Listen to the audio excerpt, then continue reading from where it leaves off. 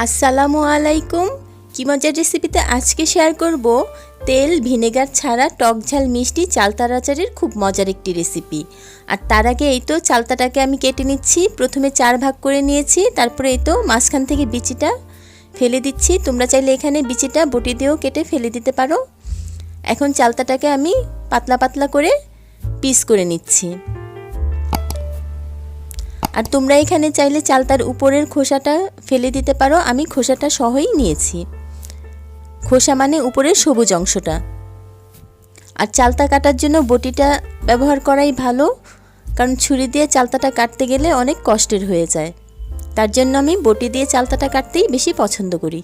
এখানে চালতাগুলো কেটে ভালো করে ধুয়ে কিছুক্ষণ পানি দিয়ে ভিজিয়ে রাখবো।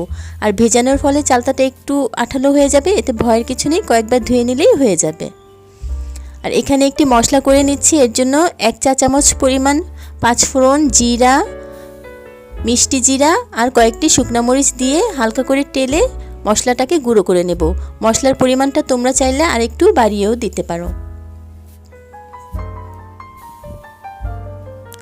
এখন একটি পাতিলে আমি 2 কাপ পরিমাণ পানি নিয়ে নিলাম।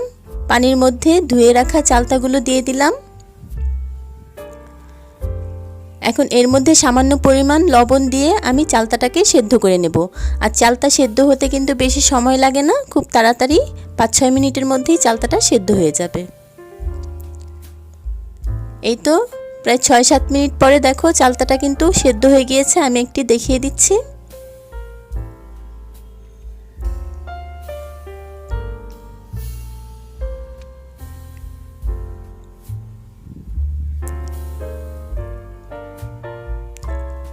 এখন একটি ডাল ঘুটনি অথবা চামচ দিয়ে চালতাটাকে চেপে চেপে ভেঙে দিতে হবে।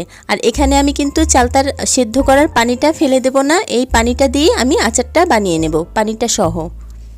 আর তোমরা চাইলে পানিটা ফেলে দিয়েও আচারটা বানিয়ে নিতে পারো।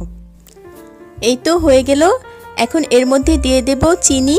তোমরা কিন্তু এখানে গুড় দিয়েও আচারটা বানাতে পারো, আমি শুধু চিনি দিয়েই বানাচ্ছি। দিয়ে দিলাম গুঁড়া করা মশলাটা। এখন সব কিছু একটু ভালো করে মিশিয়ে নেব। আর আমি এখানে সামান্য ফুড কালার দেব আচারের রঙটা সুন্দর হওয়ার জন্য। তোমরা কিন্তু চাইলে ফুড কালারটা বাদ দিতে পারো।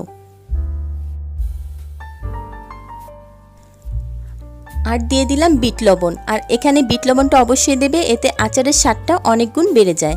এখন আচারটাকে নেড়ে চেড়ে আমি রান্না করে নেব যতক্ষণ পর্যন্ত না পানিটা শুকিয়ে আসছে ততক্ষণ পর্যন্ত। এই তো আচারের পানি শুকিয়ে গিয়েছে, তার মানে আচারটা কিন্তু হয়ে গিয়েছে।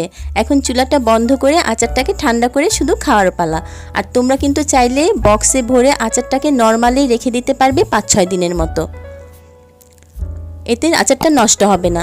আশা করি রেসিপিটা ভালো লেগেছে। ভালো লাগলে প্লিজ লাইক দেবে, কমেন্ট করে জানাবে এবং আমার চ্যানেলটা সাবস্ক্রাইব করে আমার পাশে থাকবে। আজকের মতো খোদা হাফেজ, ধন্যবাদ সবাইকে।